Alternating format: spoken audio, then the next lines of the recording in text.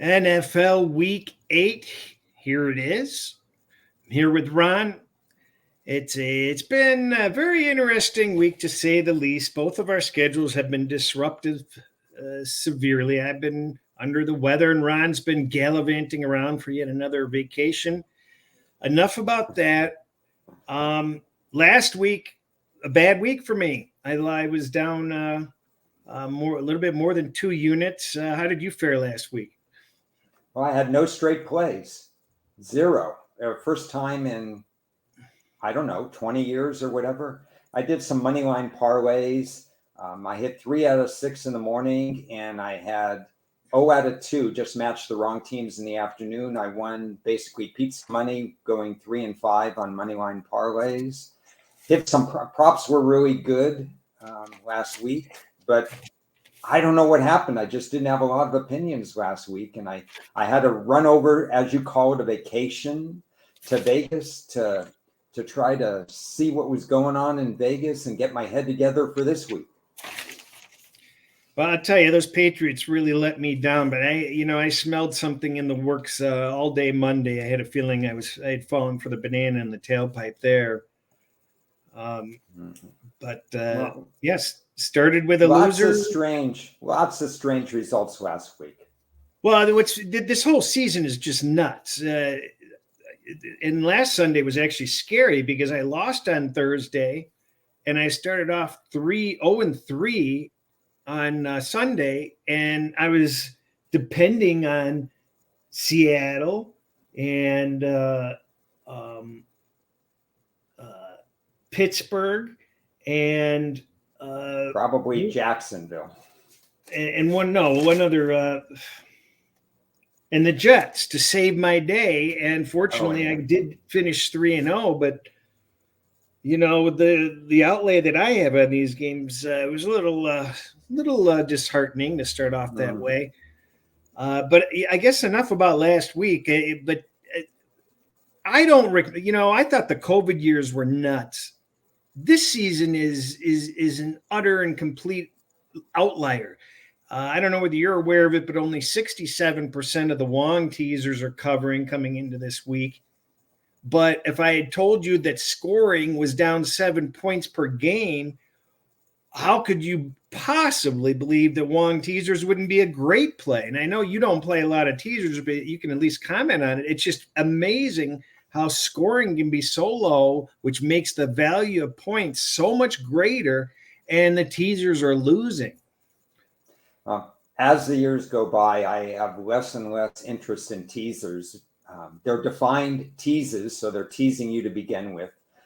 They're taking minus 140 for 7-point teases and minus 120 for 6-point teases with higher scoring. I know you said it's not as high scoring this year, but with all the injuries and the variance that's going on in terms of teams we thought were good are not as good, teams that we could rely upon for years and years to be stable, like the Packers, like some of the other teams, even teams that are well stocked, like the Cleveland Browns, playing virtually no defense this year. I mean, how do you go about putting two teams together where you have to win 70% of the time on these teasers to make it work? I just have no interest in it. I'd much rather handicap one game at a time. It's been an amazing season from that standpoint, and I just don't want to deviate by having another data point that I have to worry about. Yeah, I don't like the idea of marrying two teams in a teaser in this climate at all. I think that that's definitely not a good idea. But what I don't have a problem doing is if they're like I did it last week and it partially worked because I got a bad line. But rather than betting the Saints straight, I just use it and treat it as a standalone game, and I just take the free 6 points. And then I put them in the games I'm going to bet Sunday anyway. So I look at that first teaser leg as a standalone bet spread amongst 2 or 3 teasers. And I won one, or I got the 8.5 on one, and then I got the 7.5 on a couple of others. So it kind of half backfired. nevertheless, I was going to lose the straight bet anyway. So what do I care? But the plus 8.5 free rolled into, a game I was going to bet anyway. And now I've got an extra 6 points of value on one of those Sunday games. So that's how I'm using teasers. That's how I'm using parlays. Standalone parlays and teasers just don't cut it for me. But I do find the benefit of layering them. We talked about that in terms of strategies, not necessarily as much this year as in the past. And I understand that strategy, and I used to do it a little bit in reverse. If I really liked the Monday game, I took out teases to the Monday game. And then if I had a lot of stuff riding on that particular game, it created all sorts of valuable opportunities for either middles or hedges or all those kinds of things. But in general, I have to, I understand the long teasers and certainly the philosophy behind that, because the other teasers just aren't perfect. But my philosophy was always, when I did teases, which was never that big anyway, was to take my best game if I really like that, and then be ultra confident about that by putting it on to other stuff. But I've shied away from it. Yeah, and I don't like that methodology, Ron, because there's nothing you can do. You're kind of wasting your front ends a little bit, as far as I'm concerned. That's just the way I view it. Is if you're tying everything into the back game, yeah, you can middle and you can make some moves, but I'd rather get the finality of the earlier games behind me, if that makes any sense. No, so that way it allows me to reset that Monday night game or that later game. It's a philosophy we've talked about, similar to what we talked about when a line is 2.5 and we don't really want to buy it to 3 because it costs an arm and a leg at various places. Taking if you really want to buy it for 3 to peace of mind, I would do like 2/3 of that and 1/3 on the money line, where you could get 120, 125, 130. So you're maximizing value, and then your total vigorish is actually lower unless it ends exactly 1 or 2. But if it ends exactly 1 or 2, you're still going to win 2/3 of your bet, let's say, compared to 1/3 loser on the money line. So you're still okay. That's kind of the philosophy here. Take a part of my play and make it on the teaser on the front end, and tie it to if I really like the Monday game. It's never an all or none situation for me. Yeah, I'm liking to be more creative. Exactly what you're talking about with the money line and such. You you wanted to talk about the trades that have happened. Yeah, I'm going to run some trades by you, and either from a gambling, betting, not necessarily season wins or what you expect moving forward, take each of these trades and see if it moves the needle at all for you. So let me mention them in no particular order. We had the New York Giants trade their number 1 draft pick from a year ago, Kadarius Toney. They traded him to Kansas City. Kansas City trades back a 3rd round compensatory pick. So it's going to be around 100. The 100th pick in the 2023 draft and a 6th round pick. That goes to the New York Giants. Toney goes to Kansas City. Does that move the needle at all for you on Kansas City? Well, Toney can't stay healthy. So I think it's a good move for the Giants somewhat to just get rid of him. He obviously isn't fitting in addition. So a good move on the Giants. It seems like they didn't get enough for him, but if the guy can't stay healthy, well, then they got a lot for him. But it didn't move the needles per se, because I would think that Toney's only going to play. He's going to be lucky to play half the games anyway. What do you think? For me, it's on my watch radar for Kansas City. They had extra picks. They gave up pick 100. That's not a big deal to them. They've been drafting well. They know how to use 3rd, 4th round picks.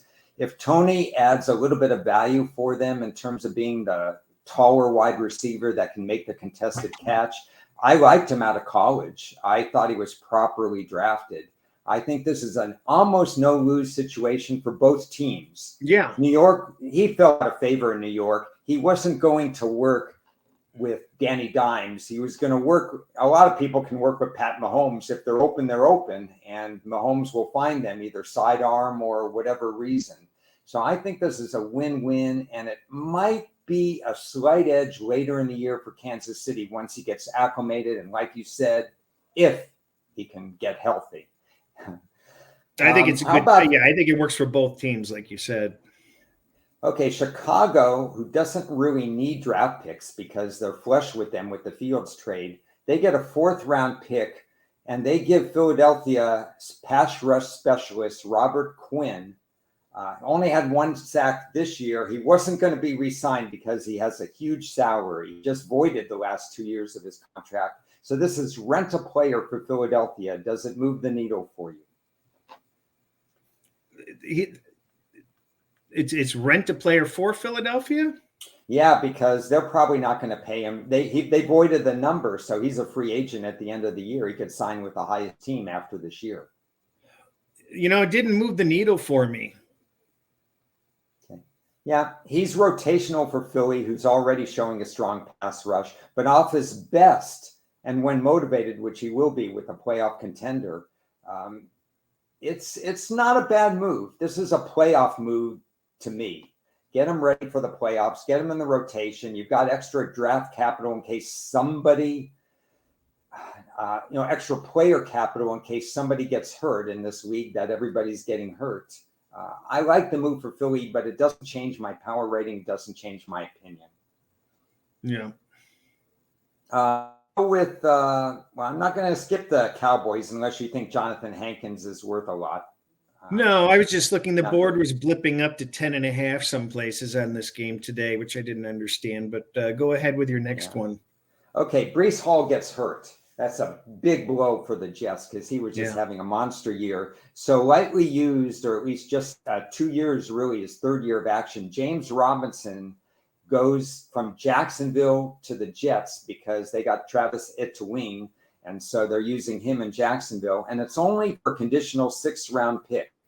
James Robinson now teams with Carter from last year, North Carolina. They need a rotational piece. Does that move the needle for the New York Jets, who really had a running back void without Breece Hall? Oh, yeah. I mean, I've got my eyes on the Jets a lot this year, so they needed to fill in that gap with some experience. So it was nice to see them bring somebody in right away. I don't know how good the guy is going to be, but the fact that he wasn't being used properly and now might have a situation where he will be, it'll be, a good situation for him. Yeah, I think this is the potential to keep them. All of a sudden, they're contenders, and so this is a good move for them rather than sit back. And the 6th-round pick was pretty cheap. So I think that's cheap. I like the move as well. I don't know if this moves the needle or not, but Arizona can be creative with receivers. AJ Green is completely on the way out. I mean, he actually stood with his helmet apart from the team in last week's game. They moved Robbie Anderson, and he got about 15 snaps. They gave up a 6th and a 7th-round pick to Carolina to get Robbie Anderson. Do you see him at all fitting into the offense in Arizona? Yeah, because they're not using AJ Green. There was a no-brainer for him. He wanted out, and he's in at least a slightly better situation, and they're not using Green anyway. So I think that was a good move for them to try to squeeze Green out. I got 2 more for you. One's a minor one, but it's interesting in a way. Deion Jones had some very productive linebacker years with Atlanta. Got hurt, kind of was put to the wayside. They're going with one of their younger players. I don't know if he's a rookie or a 2nd-year guy. He's kind of an unknown guy. And they say, Deion Jones, we're kind of done with you. We may not want to pay your salary. They kind of flipped 6th and 7th-round picks. So Atlanta basically gave them away to Cleveland. Cleveland's looking for a spark on defense. Deion Jones, off his best years, would really help Cleveland. He hasn't really been healthy or done much this year. Worthwhile risk for Cleveland? They had to do something. I mean, we talked about it in the Inside Blitz. This could be it. If they don't win this Monday night game, Stefanski's just underperforming here as a head coach. What is he doing? We expected the Browns to have a top 5 defense, and they've got a bottom 3 defense according to my rating. So anything that they're doing to try to mix it up a little bit, I think is a good move, don't you? It's amazing because we didn't talk about where our ratings are, but we both knew Cleveland just has gone down the toilet this year. I mean, I would never have expected them to fall out of the top 10. And like you, I have them about 27th or 28th. So this was completely unexpected. And I don't know if there's a mixture of coaching. There's some injuries, but there's really no more than any other team in that regard. So there's no way you can blame injuries for whatever's going on in Cleveland right now. I think it's a serious problem. I think it goes beyond coaching also. They haven't shown anything this entire year. And I haven't looked at it in depth, but it just senses to me that it's not just the coaching, although the coaching is contributing to it. It's the players are overrated. Maybe they're on the decline. Yeah. Well, it's trick or treat, do or die on Monday night, because if they lose a divisional game and fall that much further out of the standings, that's going to be a problem. I've got one more, but I should say that maybe next Tuesday, between now and Monday's trade deadline, we might have 3 or 4 more that we can discuss. But the last one is obviously the most interesting one, and that's, we touched upon it briefly last week because we had it for the Inside Blitz. Christian McCaffrey. He goes to San Francisco. He plays a lot of snaps last week, and he had some decent yards. He only learned a portion of the playbook. Carolina gets a 2nd, a 3rd, and a 4th next year, and a 5th in 2024. And I mentioned it last week, and I want to get your thoughts again this week. McCaffrey was less of a fit for San Francisco than he was a keep away from the Rams, in my opinion. Obviously, he's a potentially good to great player because he offers running back who can catch out of the backfield, and he can block as well. What are your thoughts in terms of what you saw from McCaffrey and what you might think moving forward? Well, correct me if I'm mistaken, but the big block with Samuel is he didn't want to be a running back. He didn't want those possessions, and McCaffrey fits the perfect niche for that. Yeah, I think you have a point there, and they did throw to him and give him some carries, so they gave him a portion of both parts of the playbook. I know you don't necessarily do power ratings, but obviously you're doing metrics and so on. When you're thinking about what a line should be from one week to the next, does McCaffrey give San Francisco an extra half a point or a point? Yeah, I think it does. But the problem is they need to stay healthy. Yeah, that's something they don't do very well. That kind of segues to one other thing, unless you want to talk more about trades. And I want to talk about San Francisco and their power rating. Well, I want to ask you something. I think that Hawkinson's going to be on the trading block. And I want to know what you think that he's worth on the open market and how surprising of a move that would be. I think that would be 1.5 steps backward for the Lions. We talked a lot about tight ends and their value to different teams. Hawkinson is a legit number 1 tight end in the league. I don't know if he's top 10, but he has the potential to be in that top 10 in the NFL. Why would you get rid of him? You're a young team. You need to build through the draft. You don't have a lot of great players already. What would he be worth? He'd be worth to me, he'd be worth a 2nd-round draft pick, because you can't get 1st-round draft picks for tight ends. But if they settle for a 3rd from a contending team, which might be 85th pick in the draft, I think Hawkinson is better than the 85th pick in the draft. Yeah, I mean, is there a team desperate enough that needs that tight end that might pony up a late round, 1st-round pick? I mean, you could argue Philly is always in the market for anything, and they would run 2 tight ends. I'm looking at my list. Who else? Obviously, Tampa. They're still in contention, even at 3 and 5, because of the division they're in. They're not as pleased. They have a rookie Otten who's doing well, so it'd be kind of. I don't see them doing it, but it would be an upgrade. It would be an upgrade for 22 teams or so in the league to get Hawkinson right now. Why would Detroit want to get rid of him? Well, they're not using him very much, believe it or not. You know, he's sixth in the league in tight end yards, even though he's already had the bye week. We know that he can do a good job, but for whatever reason, he's not fitting into the scheme there. And I got a team for you. He's only 25 years old. The Giants have draft capital, even more now, and they just lost their tight end to an eye injury. Bellinger would be a nice fit for a team that's, on their way to the playoffs in a surprising fashion. He would fit the New York Giants. I wouldn't give up a 1 for him, but they could give up a 2 or get creative. Maybe, a second and something else. Yeah, a second, and you can flip a 5th for a 4th or something like that. And teams can get creative. The GMs can get creative in that manner. And the Giants have a good GM. Just got him, actually. So let's talk about San Francisco. Where I have the power rated right now is not where I'm going to have them power rated after the bye week. So let me explain that. It's an interesting concept for those who mechanically move power ratings.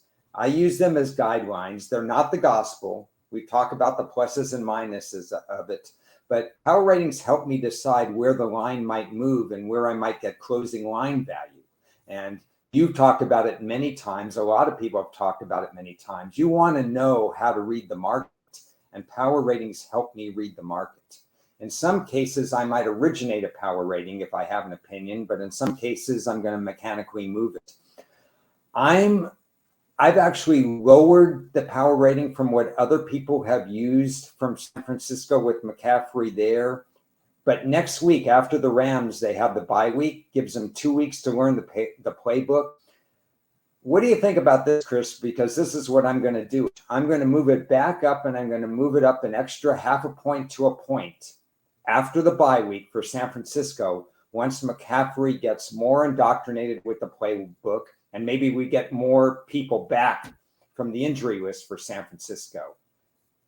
I'm moving them up after the bye week for a combination of factors. What do you think? Oh, no, I agree. I mean, they just need to get it. They need to get through this week somehow. And geez, it's going to,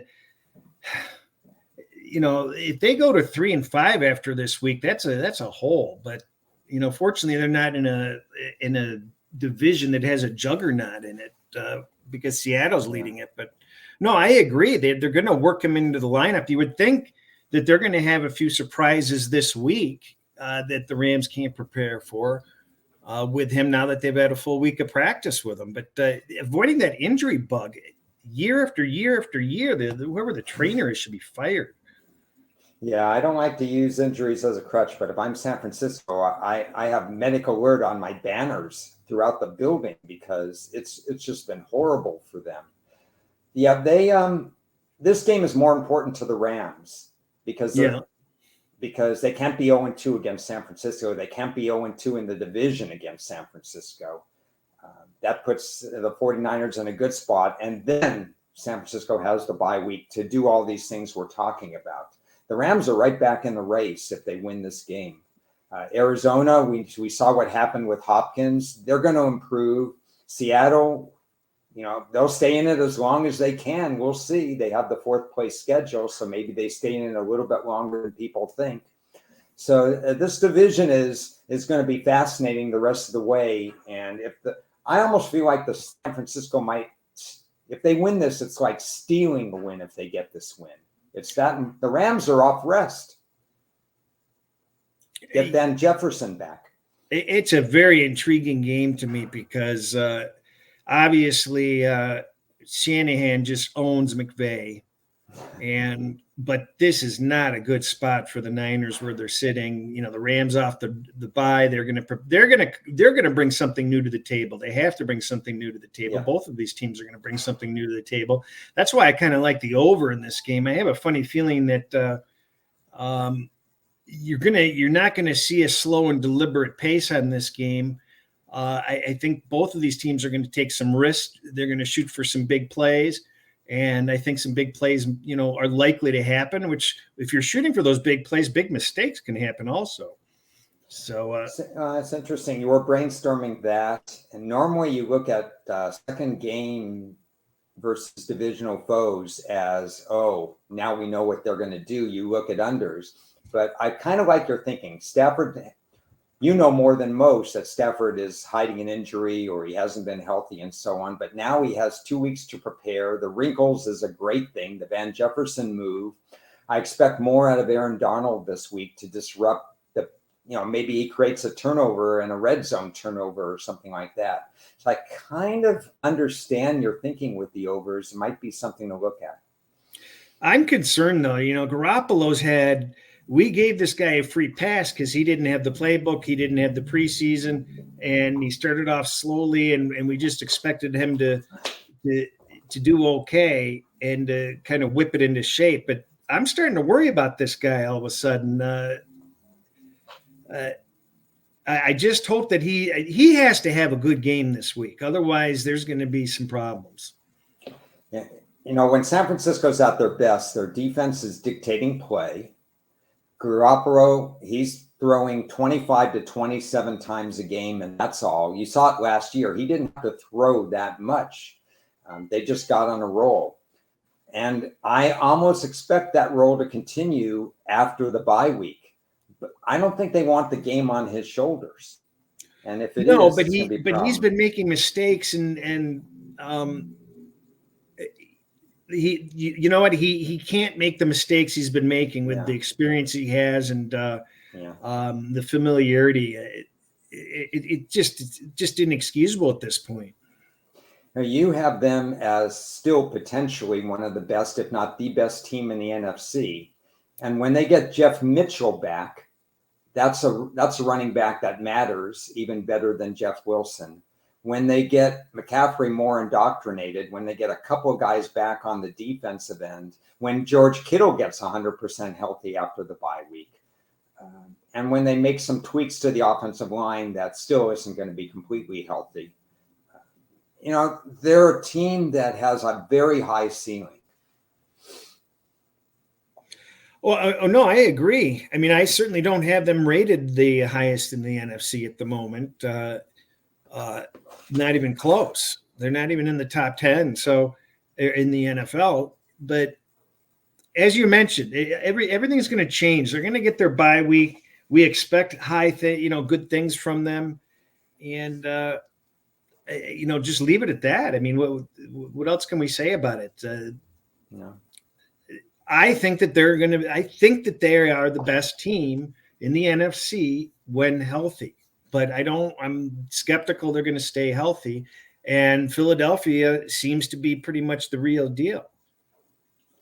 One thing in touting our Inside Blitz show, so if you're seeing this and you haven't seen the Inside Blitz show, go back and see it. We talked about some teams that are still live in the NFC. One team we didn't talk about was Green Bay. And we know Green Bay's, the chemistry and the aura around Green Bay is absolutely horrible right now. But if we do a deeper dive, they're not out of the playoff. We were trying to find that seventh team to make the playoffs when I was talking about whether Seattle could hang on and be that team if there are three teams from the NFC East. I'm not ruling Green Bay out of it yet. Any thoughts on that? I'm going to look up their schedule while you talk. Yeah, look up their schedule. They're going to be 3-5 after this week. And I don't understand why this team hasn't quit on Rodgers. I mean, Rodgers is getting to be an embarrassment. And I'm not anti-Rodgers. I actually I don't mind the guy all that much. But boy, this guy is not a team player, and that's what I don't like about the guy. And him throwing the other players under the bus and saying, oh, well, they got to do better. He hasn't been doing all that well. He's missing passes. And he's supposed to be a leader. He's the one that, didn't do anything all summer long and then sat out preseason. And then he's supposed to have players from Nevada or Timbuktu supposed to step into the lineup and be mistake-free all of a sudden, right? Let's use our thinking here. So on that note, if, over time, you would think that they're able to improve. But if Rodgers keeps throwing his teammates under the bus, Well, maybe some players are going to kind of miss a block here or a block there and let them get leveled or something. Who knows? 3-5, and it's not that easy a schedule coming through. No, they've got the first place schedule. Road games against Detroit. Typically, Detroit plays them tough at home. Road game at Philly, which we know is going to be tough. Road game at Chicago, where they played well at. And road game at Miami, which it's not too bad, although they'll have a short week on that one. So they have 5 home games left after that. They'll host Dallas. Dallas will be rested. They'll be off a bye. They'll host Tennessee. That'll be a Thursday game. So that'll be kind of interesting. That'll be good for Green Bay. They host the Rams in potentially cold weather. And that's in December 19th. And then they close the season hosting Minnesota and Detroit. Both Minnesota and Detroit play in domes.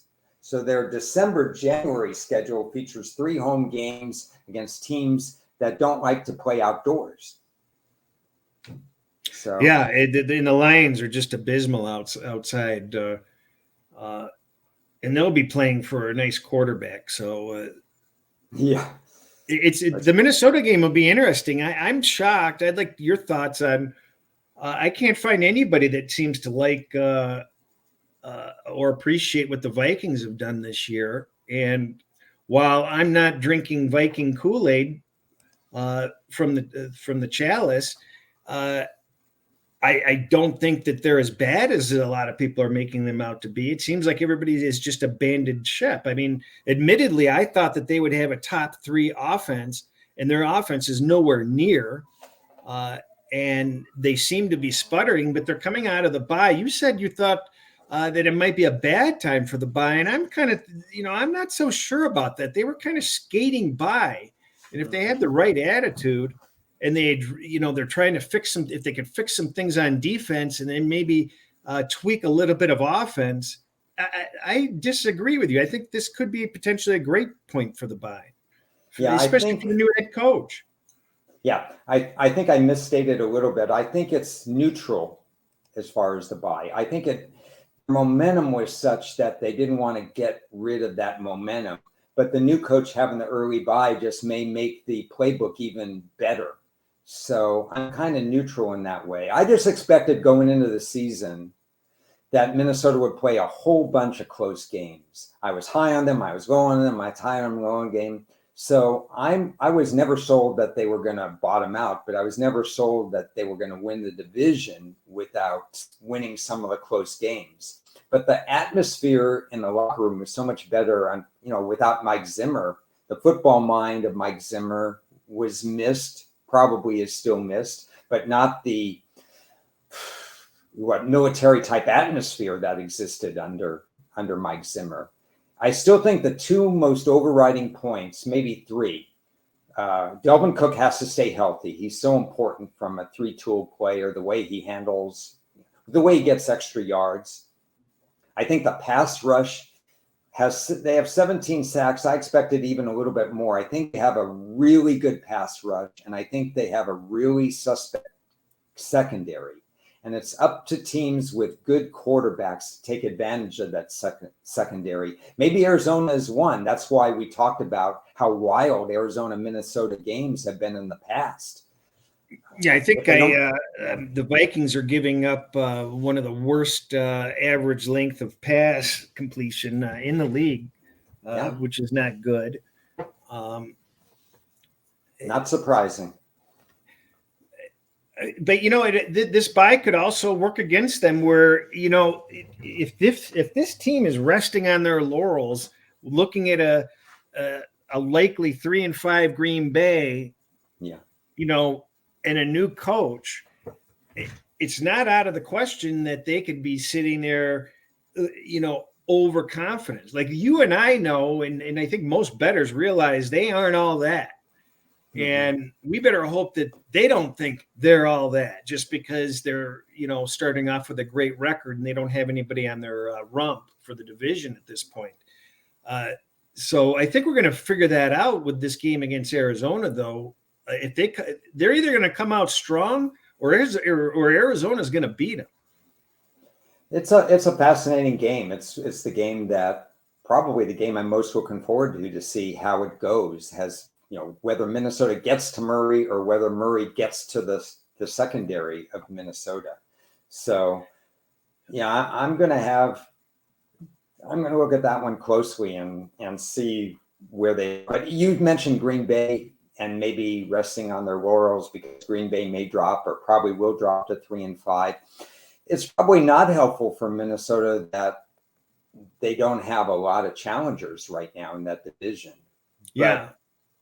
But you want to keep the pedal to the metal, and that's the only thing is they've had a week off. I think it's important that you need to be challenged. And, if you let up, you lose your edge. And Minnesota, I'm looking at the last 5 trailing weeks, and everything about Minnesota this year is – average or slightly above average, and we expected more out of them. So I think we can agree on that. Yeah, I have them. They're probably outside of my top 10. I'm trying to scan my numbers quick, but if they are, they're not that far outside of the top 10. They're in the 10 range.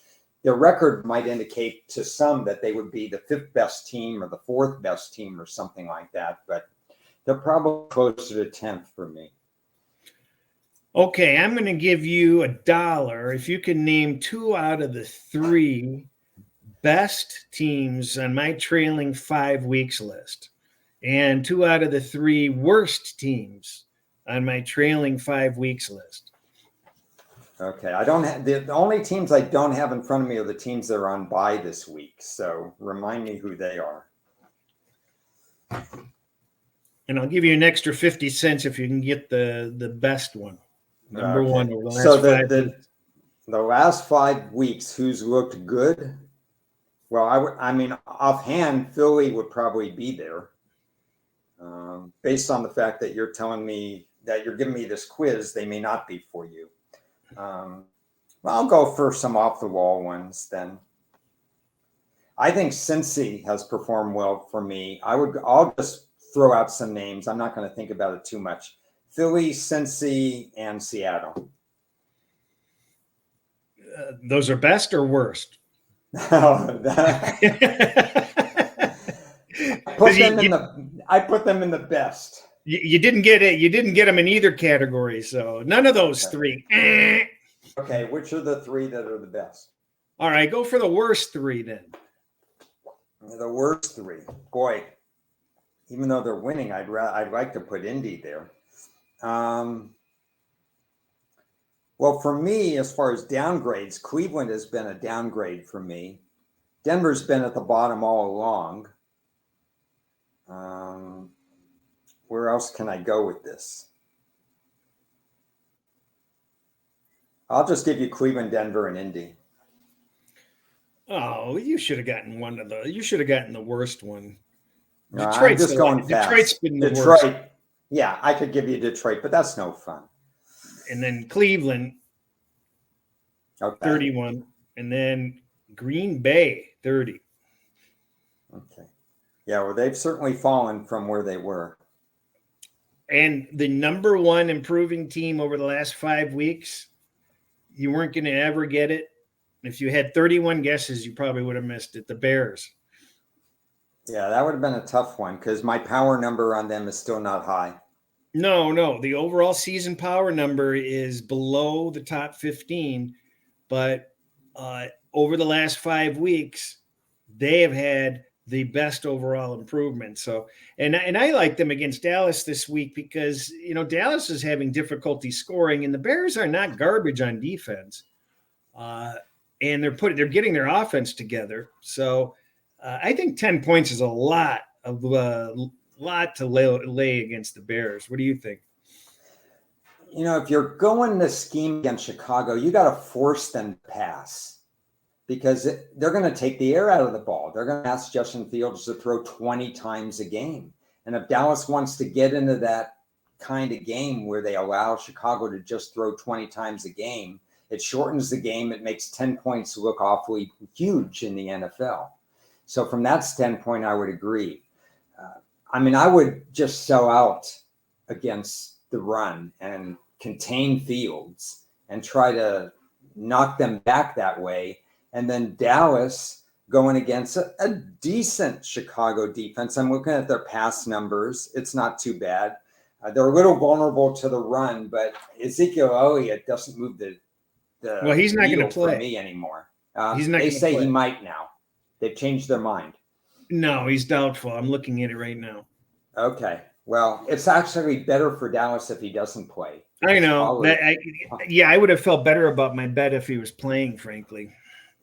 Because you want to expose Chicago differently than Elliott does. And Elliott's, his power running now is like 4.2 yards per carry if he power runs. And you're still going to have to beat them. If you're going to have Elliott in the lineup, you're going to have to beat them through the air. And Chicago's a little bit better against pass than they are against the run. And Parsons is pretty dinged up. He's questionable. Looks like he's going to go, but they very well may sit him. They've got 29 sacks, Dallas. They're doing it. I thought they'd be a little better than average sacking. I did not think they'd be the number one team in getting to opposing quarterbacks. Well, one of the few highlights of the Lions this season is when Penny Sewell was on Parsons. Parsons didn't get to the quarterback once. That's something. I mean, this guy's basically a kid going against one of the best elite people in the league, and he kept them away from the quarterback the entire game. I hate to revisit this division as we're just kind of going back and forth on some stuff, but Indy and Tennessee, what's going on with them? Somebody has to make the playoffs. They're not going to rule out that division. So, well, it's funny because I know I did a earlier podcast this week where I said the Colts may be close. I think the Colts are closer to rebuilding than competing at this point. And apparently I haven't heard Gil's podcast, but I think Rufus said the same thing because Kiev texted me and said something to the effect of Rufus was making fun of the Colts. And I responded, I said, well, so was I. What do you think? I think the Colts are closer to a rebuild than competing at this point. Maybe some of their drafts have been overrated. I know Ballard got a lot of credit and stuff like that, but some of these guys that they're getting in the third, fourth, fifth round, they're not developing as fast as we'd like to. I think the scheme has been terrible. Why do they keep playing that soft zone? Why are they allowing 7 out of every 10 passes to be completed? And it's not just Shaquille Leonard not being on the field. They were allowing 60. This week. Yeah. And they're obviously a better team with him on the field because he forces turnovers. He forces a lot of things at the line of scrimmage, yet they're still allowing at least 2 out of every 3 passes to be completed. And offensively, it's a parade of experienced veteran quarterbacks without developing their own quarterback. I know they developed Andrew Luck to the point where had they protected him a little better, he would still be playing, but they weren't paying attention to the offensive line at that time. It just seems like when one thing is being fixed, another thing is being broken. So I think you have to look at the organization as a whole, and they have to develop a better blueprint for a 2 or 3 year plan. Because right now they don't have longevity at the quarterback position, and that's going to hold them back. Well, they have the longevity of one season for each quarterback. They've started 8 years in a row. The first game of the season's at a different quarterback. Yeah, that's a different definition than what I was thinking, but you're right. Just looking at my metrics, who do you think's been the number one offense over the last 5 weeks? Oh my goodness. I mean, I don't have them graded that way. I just think as a whole, teams like Cincinnati and Vegas intrigue me in terms of the way their offense is getting better.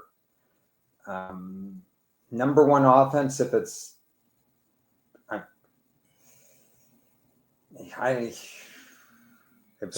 one of those two. Yeah. I mean, because Cincy's kind of flying under the radar right now. Not anymore. Yeah, well, they won't be if they beat Cleveland. They'll be back under the radar again if they don't beat Cleveland. No, I don't have anybody in particular that not any team, maybe Seattle. The Saints. You're forgetting about the Saints. I would have forgotten about them. I wouldn't have flown them that high. Yep. Looking at them, it's killing them is a minus turnover ratio, worse than the NFL, I believe. If you keep turning the ball over, whether Winston's playing or not playing, you're not going to win games. And they're losing a turnover a half a game. The number 1 and number 2 teams that have improved in defense over the last 5 weeks are playing each other this week. In defense. Okay. Another quiz, huh? They're playing each other. No, that's scary. That's over the last 5 weeks, not for the whole season. Well, Denver and Jacksonville are 2 teams that are playing decent defense. And if it's not that game, it could still be New England and the Jets. Bingo. Yeah. Yeah, bingo. Because New England has the defensive metrics we mentioned in the show, and the Jets are certainly playing stand-up defense. 12 games in a row. We talked about it on the Inside Blitz. I don't see them hitting lucky 13. Yeah, I think interesting that we agree on that particular thing. I just don't see why the movement went for New England in that particular game. The Breece Hall loss will be interesting to track, but it's running back. It's not one of the most valuable positions. If New England can make them one-dimensional and force Zach Wilson to throw, that kind of changes the dynamic a little bit. But New England, they give up the run. Yeah. On New England's side, though, they've got to prove that they can play offensive football against the Jets, which is strange to say. What else would you like to cover? Well, I've given you like 10 topics in a row. It's your turn. It's my turn. Okay. How much of adjustment? You see a lot of adjustments in weeks 1, 2, 3 because the data is not really there yet. You can see large adjustments in college, for example, when in week 3 or 4, because the numbers are all over the place. And then if a team runs for 300 yards against another team, it skews everything up. In the NFL, are you making any large adjustments right now? Because unless I'm way off on a line and I'm way off and I'm wrong, I'm making very few adjustments at this point in the year moving forward. How about you? No, I haven't, because this is kind of like the first week where I'm looking at these trailing 5 weeks and taking it seriously. So I'm kind of trying to apply those and making sure that they don't conflict with any games I'm going to be on, if that makes any sense. I mean, I want to go. I want to use my full year data. I was surprised. I was listening to another podcast, and both of these guys are still using priors from the previous season. I think that's lunacy, absolute lunacy, especially this year. I think you can make a case, and I've thought about this long and hard, where when you get to week 6 and 7, and we're beyond that now, that you automatically throw out week 1 data from this year for a variety of reasons. Number one, you got 9 new coaches and 16 new coaches over that have had either 0 or 1 year experience. What's week 1 going to prove to any of us? Number 2, 3 preseason games. Most of it, what did you say a few weeks back? 11 or 12 teams didn't play their quarterback even 1 snap. And a lot of teams didn't play most of their teams. What are we even doing with week 1? We know teams that win week 1, and sometimes that's their only win of the year. So forget about priors. I think you could throw out week 1 at this point of the year and just work off, like you said, the last few weeks' data. That's an excellent point. I mean, I'm not going to chuck out week 1 just because that would involve more work, but Well, we don't want that. But it might be an interesting thing to look at if you took out week, just when you have a little bit extra time, once the college winds down for me, if you took out week 1 and you didn't include it, are is your data better off or worse off? And I have a feeling in most cases it's going to be better off. Yeah, you may be right. I mean, I do agree with the principle of it. So that's a little nugget that we have never discussed before. You want to talk 1 or 2 minutes on college? Oh, fine.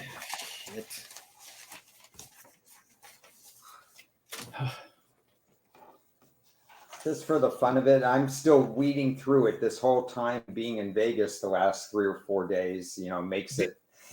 Did you look at the Illinois-Nebraska game? Illinois-Nebraska. That's something. Illinois is in a new role in this one. Road favorite by over a touchdown. Ooh. It's kind of a weird role to be in. The data supports it. On my end, the data supports it. Yeah, that's scary though. I'm probably not going to do anything with it because I don't like teams in completely new roles. Illinois would be thrilled to win by 6 points. Yeah, I agree 100% with you. That's why I wanted to ask you about that. They're a clear pick, but they'll be happy to just win the game. Number one, they're not a team that ever puts distance. And like you said, it's a new role. So, yeah, I don't like teams in new roles. Let me ask you about one. Coastal Carolina Marshall. Did you do that game? Because that's not kind of a game that I don't usually do. Yeah, I got Marshall as the lean on that one, but I know that they're just so unreliable. Yeah, they've been Jekyll and Hyde, especially the last couple of weeks. I just wondered whether you cared at all that Coastal Carolina had a week off. I kind of think that teams that had a week off that need to readjust their thinking, does it come into play or doesn't it come into play? And these teams are Marshall's new to the whatever you call it, the Sun Belt division. And the Sun Belt is a very good league this year, but they're all jockeying for position. Well, Marshall needs to win more than Coastal Carolina, don't they? Who's Coastal Carolina compete with? They're 6-1 right now.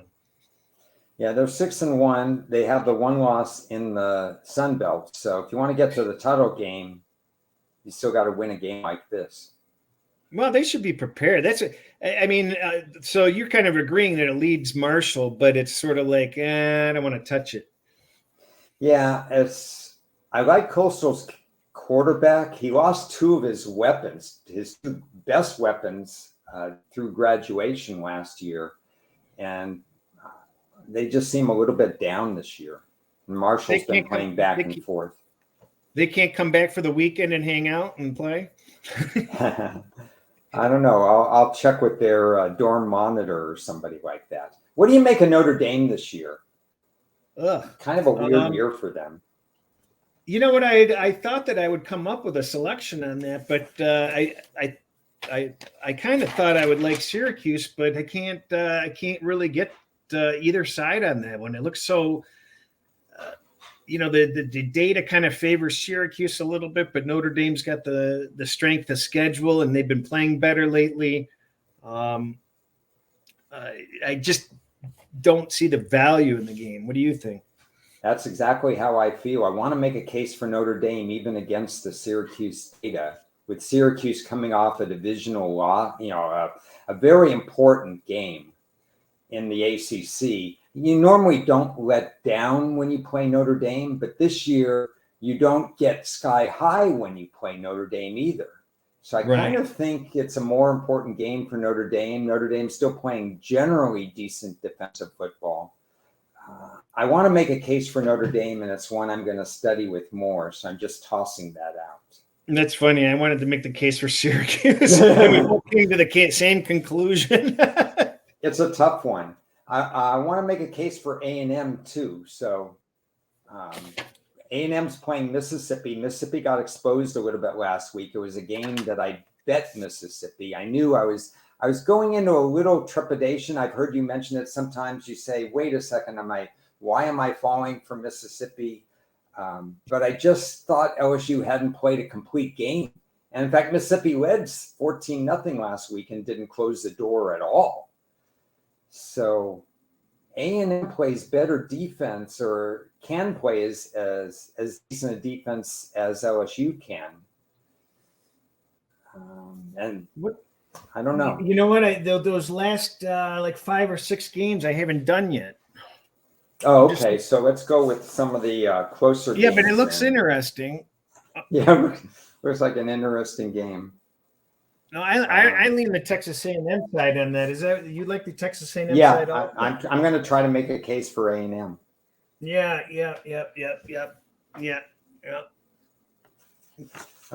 You know, I'm still jockeying with my board, so we can't really give out, or I can't really give out official picks because I don't really have official. You basically you're coming off the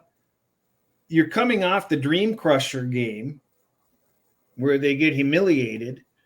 Yeah. Texas A&M strength of schedule is miles above, but Jesus, they're on a 3-game losing streak, unfortunately. Yeah, obviously A&M has underachieved. They're talking about how much money they're paying Jimbo Fisher and this, that, and whatever. But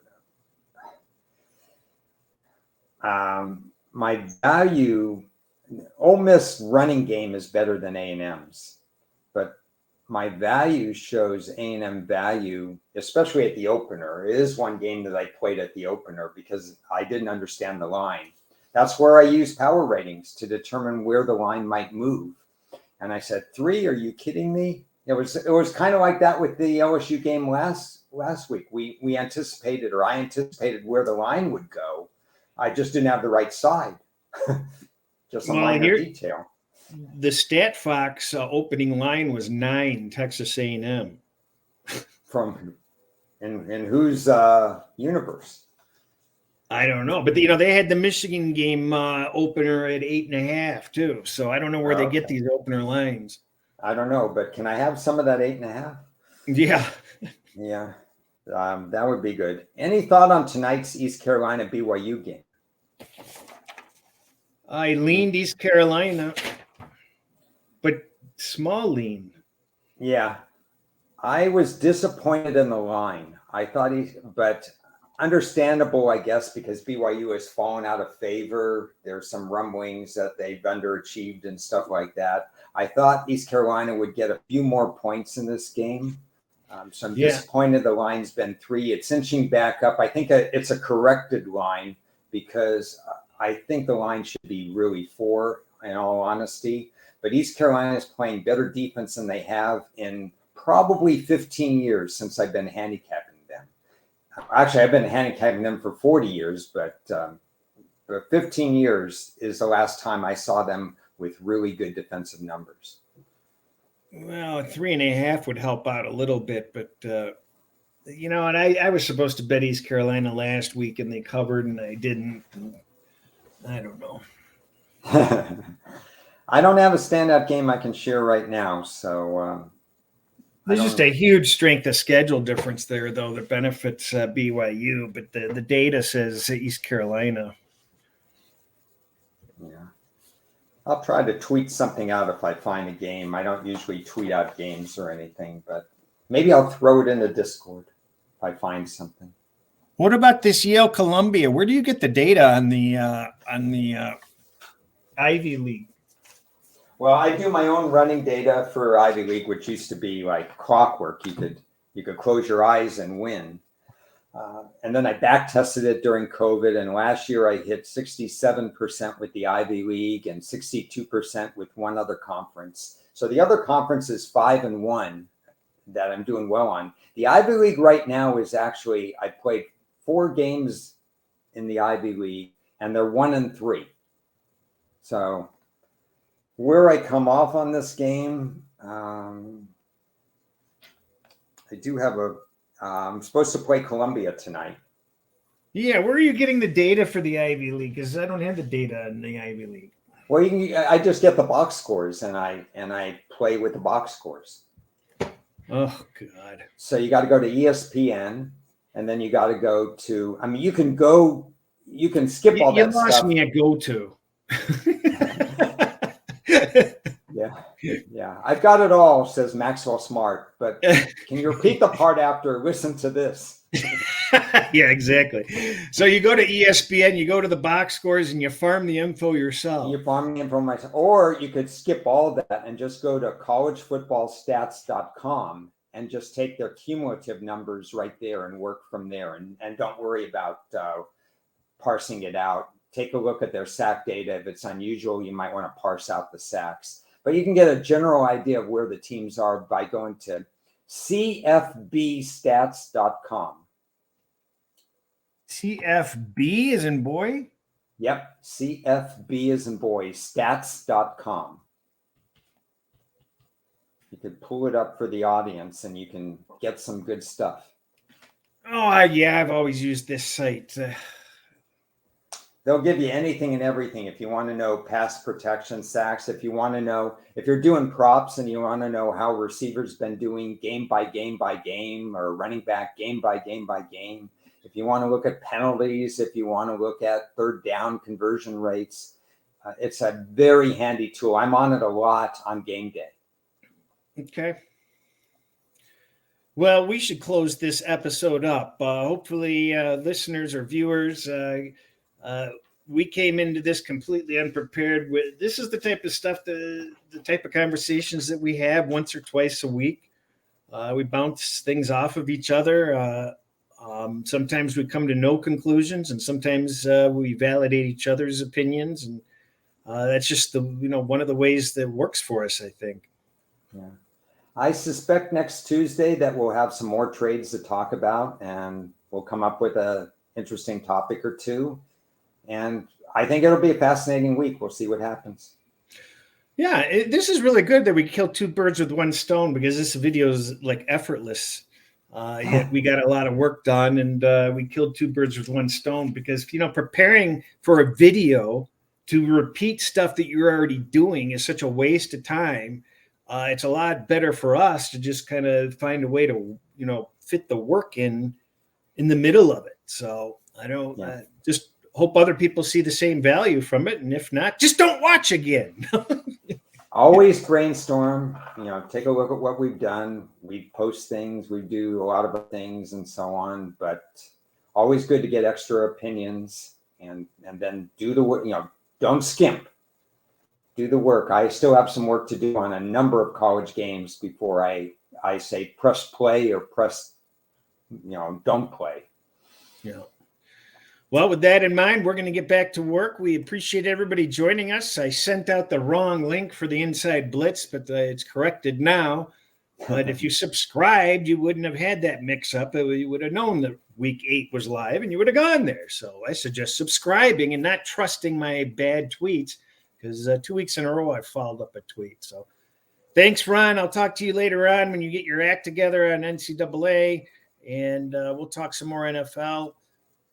Bye, everyone. See ya.